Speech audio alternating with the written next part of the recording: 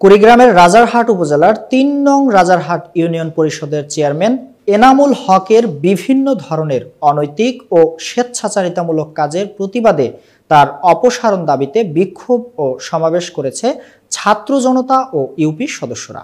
আজ দুপুরে চেয়ারম্যানের অপসারণ দাবিতে একটি বিক্ষোভ মিছিল রাজারহাটের বিভিন্ন সড়ক প্রদক্ষিণ শেষে উপজেলা পরিষদ চত্বরে সমাবেশ করে। এতে বক্তব্য রাখেন ইউপি সদস্য ও প্যানেল চেয়ারম্যান শহীদুল ইসলাম, উপজেলা ছাত্রদল সদস্য সচিব সাদ্দাম হোসেন, ছাত্র সমন্বয়ক মাহিন ইসলাম প্রমুখ।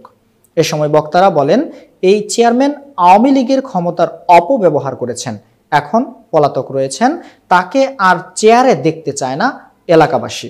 তারা অবিলম্বে অপসারণ দাবি করেন। এবং ওই দিন মিছিল করতে করতে এই উপজেলা পরিষদে এসে তারাও এরকম একটি সমাবেশ করে গিয়ে তার নাম হচ্ছে জিহাদ, তার নাম হচ্ছে জিহাদ।